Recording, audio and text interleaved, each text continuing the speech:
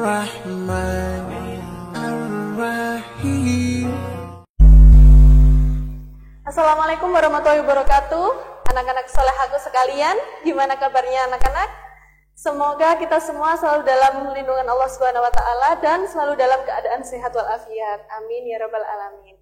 Ya, anak-anak, hari ini kita akan belajar mengenai materi lanjutan dari klasifikasi makhluk hidup.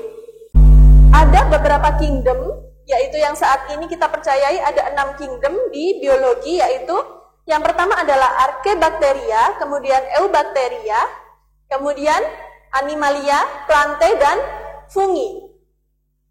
Kemudian Protista. Nah, Ustazah saya sudah membaca literatur bahwa yang kita gunakan sampai saat ini bukan 6 kingdom, tapi hanya 5 kingdom. Apa saja?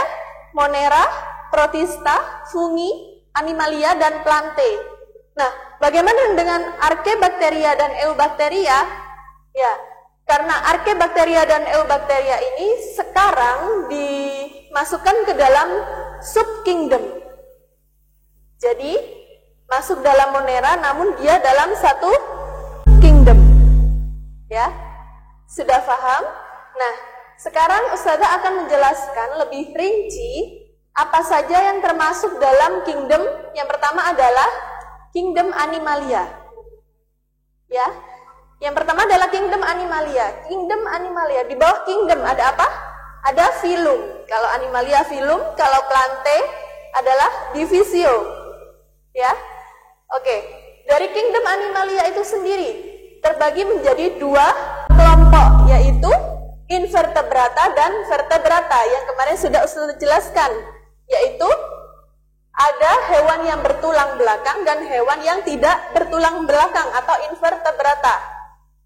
Nah, ini adalah hewan-hewan yang termasuk dalam Invertebrata. Ya, ini ya. Ini adalah termasuk dalam hewan invertebrata. Ini yang pertama adalah Porifera. Ya, Porifera ini adalah hewan berspons, ya. Jadi yang kebanyakan orang mengira bahwa terumbu karang di lautan itu adalah tumbuhan. Nah, ini bukan tumbuhan ya, ini adalah sebuah hewan. Ya, hewan berpori, Porifera. Kemudian yang kedua adalah Solentrata, yaitu kelompok dari ubur-ubur, kemudian teripang, dan lain sebagainya. Kemudian yang ketiga adalah Platyhelminthes. Nah, Platyhelminthes ini termasuk dalam cacing pipih. Ya, cacingnya berbentuk pipih. Nah, kemudian yang keempat adalah apa? Nematelminthes. Nah, Nematelminthes ini adalah cacing gilik. Cacing gilik ini biasanya ditemukan di parasit di perut, ya. Kemudian yang kelima adalah Annelida. Nah, Annelida ini yang sudah sering kita jumpai, yaitu cacing gelang yang ada di tanah, cacing tanah gitu ya. Kemudian yang keenam adalah Molluska. Nah, Molluska ini adalah hewan invertebrata yang memiliki tubuh yang lunak. Nah, bagaimana yang ketujuh?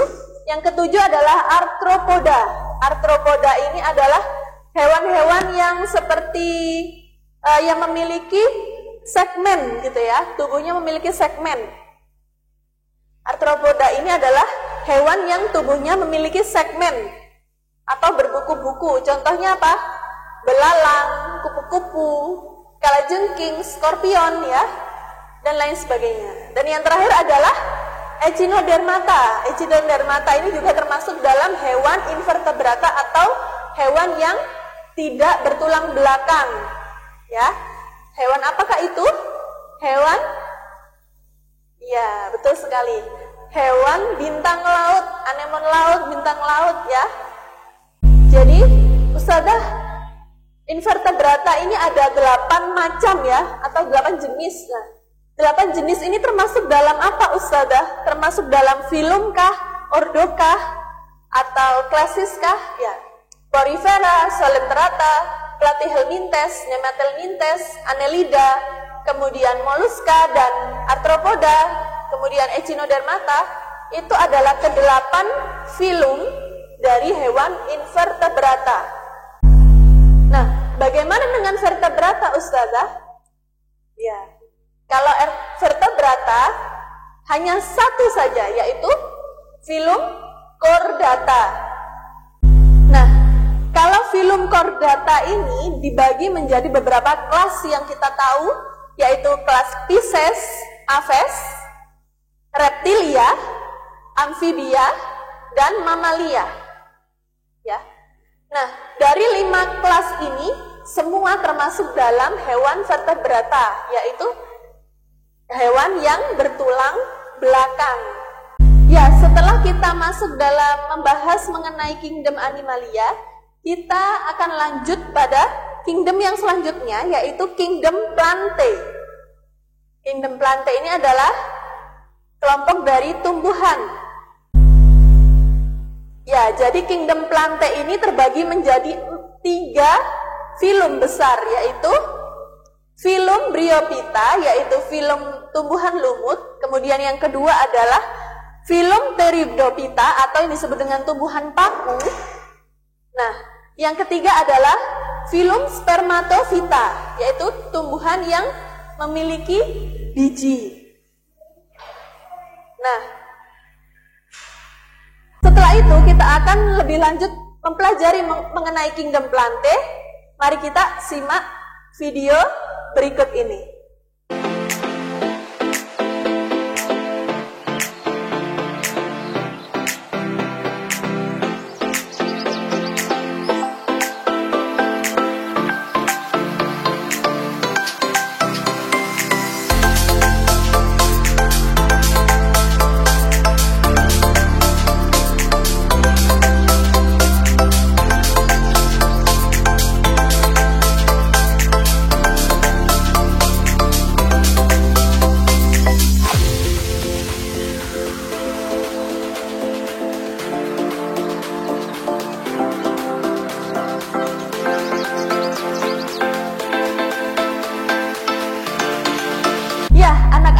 Setelah kita menyimak video dari macam-macam kingdom Plantae, yaitu filum Pteridophyta, Bryophyta, dan Spermatophyta, sekarang kita akan beranjak lanjut pada kingdom yang ketiga, yaitu kingdom Fungi. Nah, kingdom Fungi ini apa? Jamur.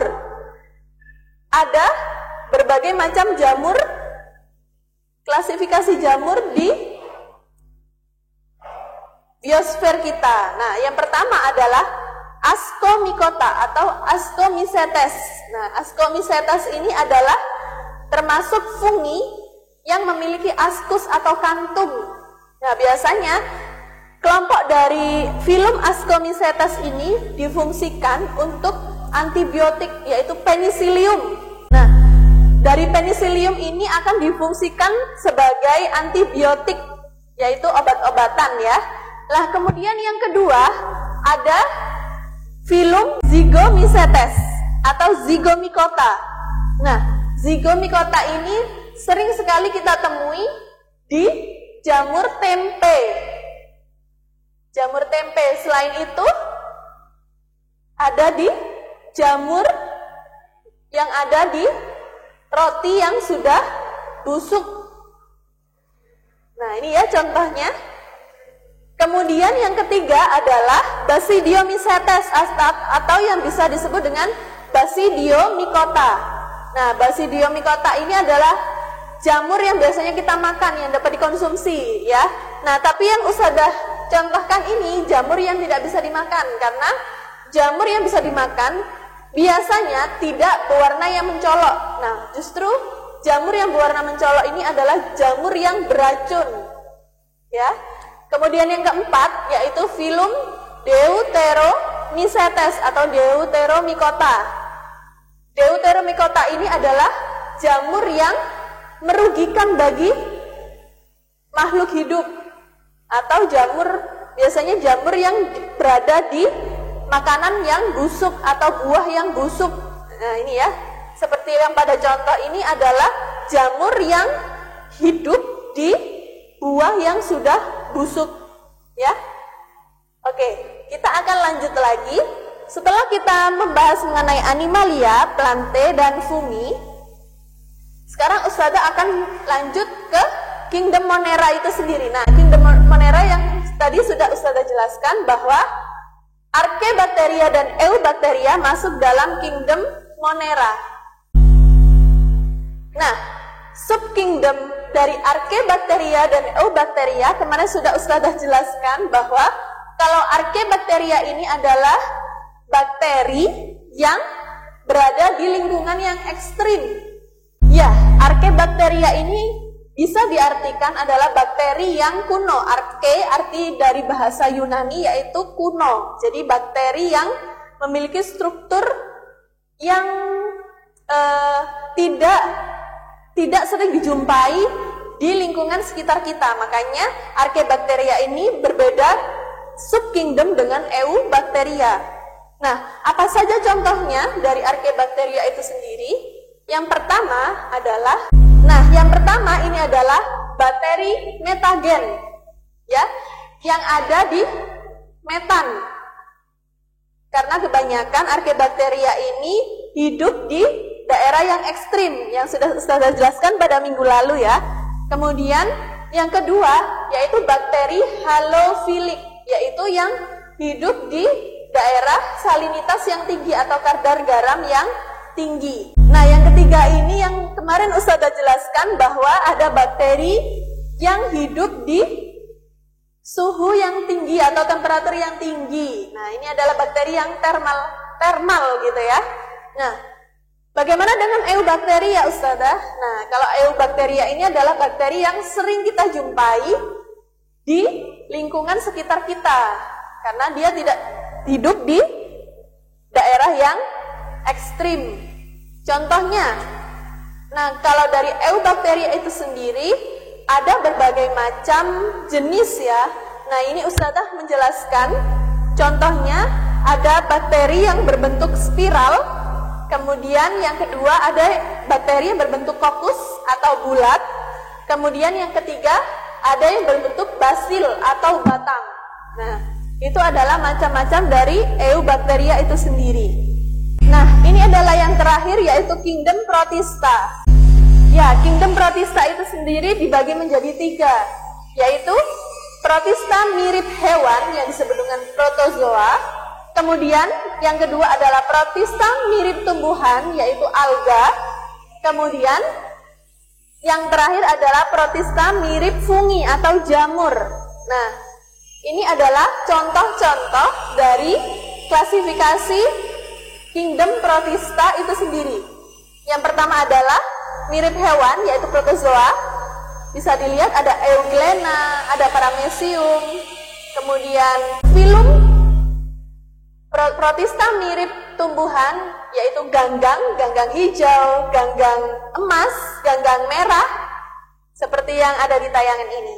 Kemudian bagaimana yang terakhir? Protista mirip fungi atau jamur.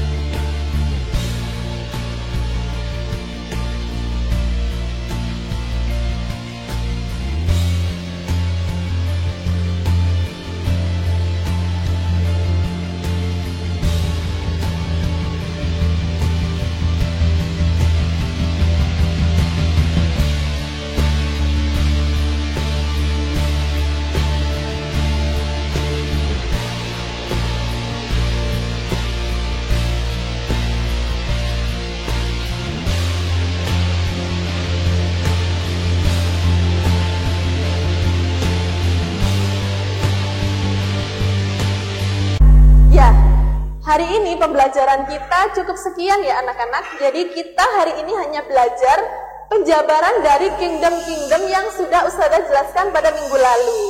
Nah, sekarang sudah mulai mengerti kan? Sudah ada gambaran bahwa oh ternyata klasifikasinya seperti ini. agar kita mempelajari kunci determinasi itu akan lebih paham gitu ya. Oke. Semoga hari ini ilmu kita bermanfaat. Jangan lupa jaga kesehatan ya anak-anak. Assalamualaikum warahmatullahi wabarakatuh. See you. رب اجعلني مقيم الصلاة ومن ذريتي ربنا وتقبل دعاء